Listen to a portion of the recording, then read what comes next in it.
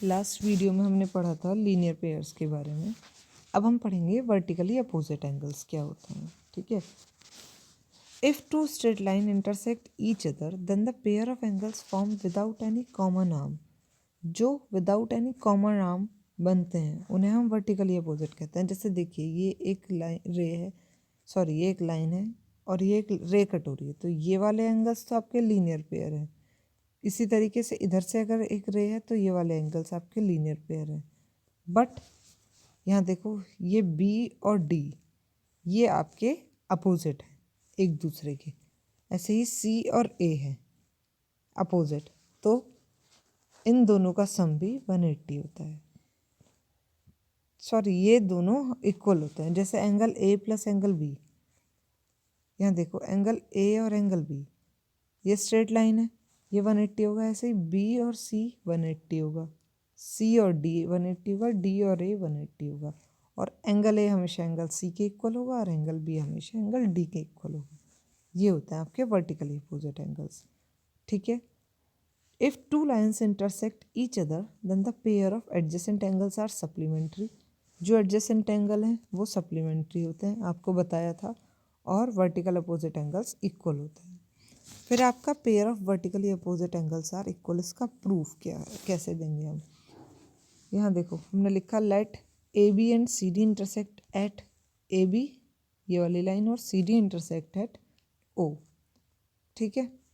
O A stands on C D, जो O ए है ये सी डी पे स्टैंड्स करती है, तो ये एडजेसेंट एंगल बनाएंगे और लीनियर पेयर हो जाएंगे। तो angle 1 plus angle 4 equals to 180 degree. फिर आपका ओ बी सी डी पे स्टैंड करती है, एक सेकेंड, ओ बी और ओ ए सिमिलर हो जाएंगी, हम यहाँ लेंगे ओ डी स्टैंड करती है ए बी पे। ठीक है।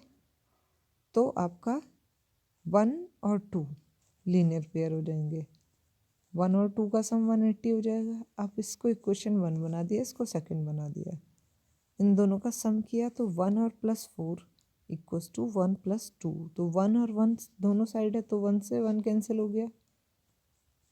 ठीक है। तो आपका एंगल 4 और एंगल 2 बचा। इसी तरीके से 1 और 3 प्रूव हो जाएंगे। अब आपका आता है example 2। P Q and R S are intersecting each other at O if angle 1, ये वाला एंगल आपको 50 डिग्री दिया हुआ है, एंगल 1 आपको 50 डिग्री दिया हुआ है। तो देखो हमें पता है find the measure of angle 2, angle 3 and angle 4। हमें पता है आप वर्टिकल अपोजिट एंगल इक्वल होता है, तो angle 1 equals to angle 3 equals to 50 degree. इसके आगे हम रीजन लिख देंगे वर्टिकल अपोजिट एंगल। अभी हम देखते हैं, देखो और 1 और 2 आपके लीनियर पेयर है। O R stands on P Q, O R एक रे है और ये 1 और 2 को लीनियर पेयर में बना रही है। तो 1 प्लस 2 180 लीनियर पेयर, एंगल 1 की वैल्यू दी हुई है और हमें एंगल 2 की फाइंड करनी है। तो angle 2 equals to 180 minus angle 1, तो ये हो जाएगी 180 minus 50, angle 1 equals to 50 given. फिर आपका आता है एंगल 2 इक्वल्स टू 130, एंगल 2 आपका 130 है, आगे आपका एंगल 2 130। ठीक है। अब हमें एंगल 3 एंगल 4 फाइंड करने हैं, तो आगे देखते हैं। हमें पता है एंगल 1 और एंगल 3 वर्टिकली अपोजिट एंगल्स होते हैं, तो 50 आ गया। ऐसे ही 4 और 2 होते हैं वर्टिकली अपोजिट एंगल, तो आपका 130 आ गया। फिर हम इन तीनों को लास्ट में एक साथ मेंशन कर देते हैं लाइन में। ठीक है। फिर आता है आपका example 3। In the given figure find the value of x. आपको एक्स की वैल्यू फाइंड करनी है। तो देखिए ये आपका लीनियर पेयर बनना है, x plus 55, X plus 55 equals to 180। यहाँ से आप x की वैल्यू फाइंड कर सकते हैं 180 माइनस 55 करके।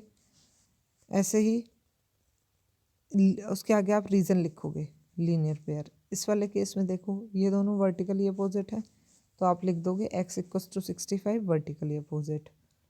यहाँ देखो 5x plus 4x equals to 180 हो जाएगा, क्योंकि ये लीनियर पेयर है। तो 5x प्लस 4x 9x होता है इक्वल्स टू 180 डिग्री। x की वैल्यू कितनी आ जाएगी 20।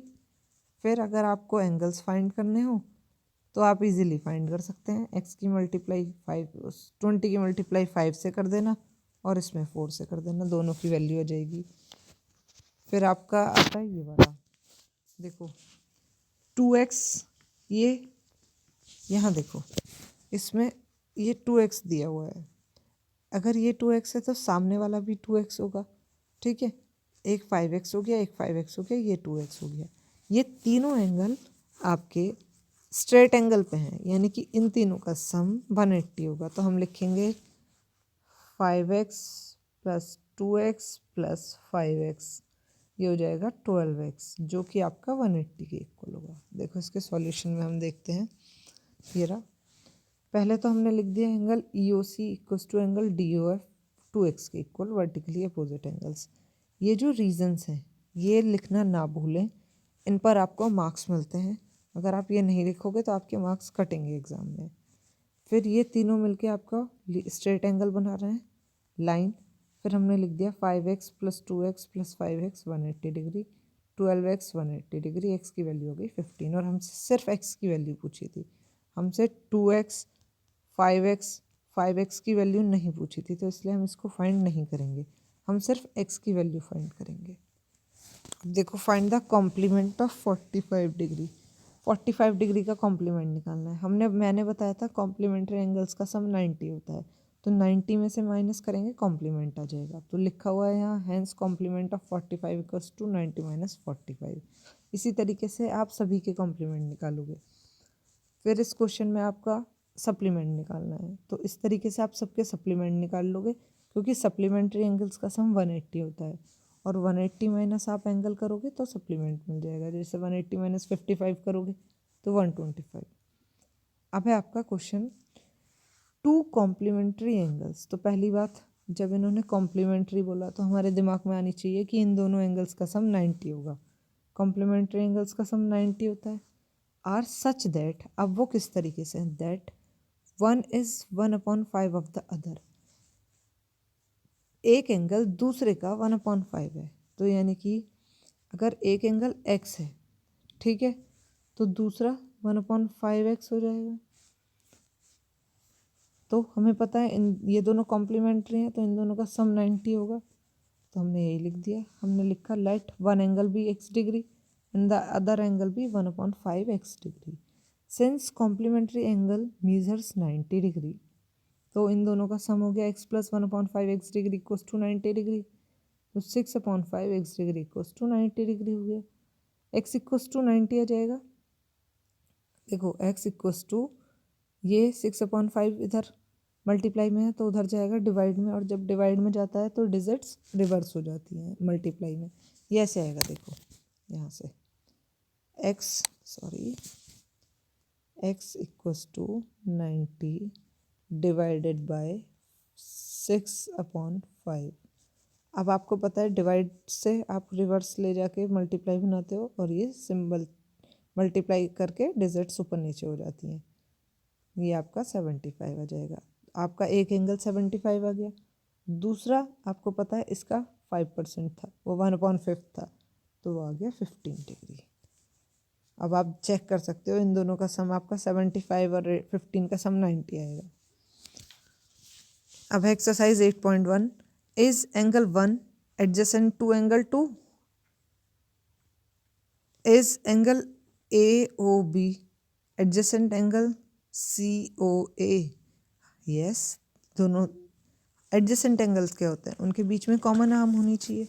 तो देखो इसमें angle 1 adjacent to angle 2, angle 1 और एंगल 2 के बीच में एक कॉमन आर्म है। ऐसे ही एंगल AOB और COA एडजेसेंट हैं क्या? AOB और COA ये दोनों एडजेसेंट नहीं है, ठीक है, क्योंकि ये कॉमन आ गया। डू एंगल 2 and 3 फॉर्म है लीनियर पेयर? 2 और 3 लीनियर पेयर बना रहे हैं? नहीं, क्योंकि इनके साथ 1 इंक्लूड होगा तभी ये स्ट्रेट एंगल बनाएंगे। Angle 3 vertically opposite to angle 5? Yes, ये 3 और 5 वर्टिकल अपोजिट है या नहीं है? नो।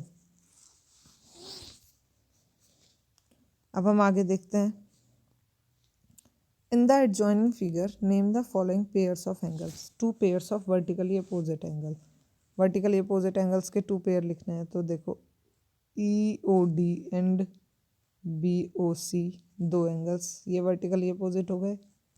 AOB एंड COD, ये आपके वर्टिकल अपोजिट लिखोगे। लीनियर पेयर आपका अब हो जाएगा एंगल AOB प्लस BOC। एक तो ये हो जाएगा लीनियर पेयर, एक हो जाएगा angle AOE equals to angle AOB। एक 2 पेयर हो गए। और पेयर ऑफ एडजेसेंट एंगल्स, तो एडजेसेंट एंगल्स आपके ये वाला और ये वाला हो जाएगा। ठीक है, इस तरीके से आपको इसके एंगल्स लिखने हैं। आप लिख सकते हो इन्हें, क्योंकि आपको मैंने बताए हैं एडजेसेंट एंगल्स क्या होते हैं, वर्टिकली अपोजिट एंगल्स क्या होते हैं, सप्लीमेंट एंगल्स क्या होते हैं, कॉम्प्लीमेंट एंगल्स क्या होते हैं, वो सब पूछा है। थर्ड क्वेश्चन में कॉम्प्लीमेंट्री एंगल्स निकालने हैं, तो आप 90 में से माइनस करके निकालोगे। सप्लीमेंट्री एंगल्स निकालने हैं, तो ये आप 180 में से माइनस करके निकालोगे। फिफ्थ क्वेश्चन में आपको आइडेंटिफाई करना है कि इनमें से कौन सा पेयर सप्लीमेंट्री है, कौन सा कॉम्प्लीमेंट्री है। तो आप इनके सम करके देखोगे, जिसका सम 90 आएगा वो कॉम्प्लीमेंट्री होंगे, जिनका सम 180 आएगा वो सप्लीमेंट्री होंगे। जैसे फर्स्ट है 50 + 40 90, तो ये कॉम्प्लीमेंट्री हो गए। 10 + 70 180, ये आपके सप्लीमेंट्री हो गए। ठीक है, फिर है आपका sixth question, if the magnitude of an angle is same as its supplement. Magnitude का मतलब है मेजरमेंट से। If the magnitude of an angle, कोई एंगल है, तो मान लीजिए एंगल हमने लिया x is equal to is same as its supplement. अब सप्लीमेंट क्या होगा इसका, 180 माइनस x। तो उसने कहा कि ये दोनों इक्वल है, x equals to 180 minus x। तो देखो ये x इधर आएगा, 2x हो जाएगा 180। ठीक है, तो x की वैल्यू हो गई 90। ठीक, सेकंड क्वेश्चन में सेम है, एंगल x हो गया, दूसरा 90 माइनस x हो गया। अब की बार सप्लीमेंट की जगह उसने कॉम्प्लीमेंट कहा है, ये दोनों इक्वल है, ये इधर आएगा 2x इक्वल्स टू 90, x की वैल्यू आ गई 45। ओके, एट्थ क्वेश्चन है आपका, an angle is 2/3 of its complement. एक एंगल आपका हो गया x, लेट कर लिया, इसका कॉम्प्लीमेंट होगा 90 माइनस x। तो उसने कहा एक एंगल अपने कॉम्प्लीमेंट के 2/3 है। मैंने आपको एक क्वेश्चन बना के दे दी है, अब आपको सॉल्व खुद करना है। Ninth question, 2 angles are such that one angle is 4/5 of its supplement. जैसे एट्थ था उसमें कॉम्प्लीमेंट था, इसमें सप्लीमेंट है, तो एक एंगल x हो गया, उसका सप्लीमेंट हो गया 180 माइनस x, और ये x अपने 4/5 ऑफ सप्लीमेंट है। Ratio of 2 angles of a linear pair is 2:1। तो हमें पता है लीनियर पेयर का सम 180 होता है, तो एंगल्स क्या क्या हो गया, 2:1 को हम लिखते हैं 2x 1x। तो 2x + 1x equals to 180, that means 3x equals to 180। ठीक है, if 2 angles of a linear pair are equal then what is the measure of each angle. अगर 2 एंगल्स लीनियर पेयर के इक्वल हैं, तो यानी कि linear pair मान लीजिए हमने लिखा x + x इक्वल्स टू 180, तो 2x इक्वल्स टू 180। ठीक है, twelfth, in the adjoining figure angle 3 equals to 82, find the measure of remaining 3 angles. यहाँ एंगल 3 आपका 82 दिया हुआ है, तो मेजरमेंट निकालना है आपको। तो एंगल 3 और एंगल 1 वर्टिकली अपोजिट हो गए, एंगल 2 और एंगल 3 आपके लीनियर पेयर हो गए। तो एंगल 2 + एंगल 3 इक्वल्स टू 180 करोगे आप, angle 2 + angle 3 equals to 180, angle 3 की वैल्यू आ जाएगी, और फिर एंगल 3 की वैल्यू दी हुई है, एंगल 2 की वैल्यू आ जाएगी, जो एंगल 2 की वैल्यू होगी वो एंगल 4 की वैल्यू होगी, वर्टिकली अपोजिट। इसमें भी आपको निकालना है, ये लीनियर पेयर बना रहा है, तो 180 माइनस करोगे इसमें से, 180 माइनस 135, यहाँ 70 + 50 + x इक्वल्स टू 180 हो जाएगा, यहाँ 5x + x 180 हो जाएगा, ये दोनों वर्टिकली अपोजिट हैं 45 और x, ये तीनों मिला के लीनियर पेयर बनाएंगे। इसमें भी आपको मिसिंग वैल्यूज़ निकालनी है। तो देखो यहाँ 50 और x आपके वर्टिकली अपोजिट एंगल्स हैं, तो हम 50 कैलकुलेट कर लेंगे। x और z आपके लीनियर पेयर हैं, 50 और z भी आपके लीनियर पेयर हैं। आप इस तरीके से वैल्यू कैलकुलेट कर लोगे। ये आपको जो भी मैंने एक्सरसाइज में समझाया है उसके सॉल्यूशन हुए हुए हैं कुछ क्वेश्चंस के। ये मैं आपको लास्ट टर्न पे दे चुकी थी। आपको इसमें से जो प्रॉब्लम हो आप इसमें देख सकते हैं। 6 क्वेश्चन भी यहाँ पे सॉल्व है, 7th 8th 9th 10th ये 3 क्वेश्चंस आपके यहाँ सॉल्व हैं। ठीक है, बाकी जो प्रॉब्लम होगी इससे रिलेटेड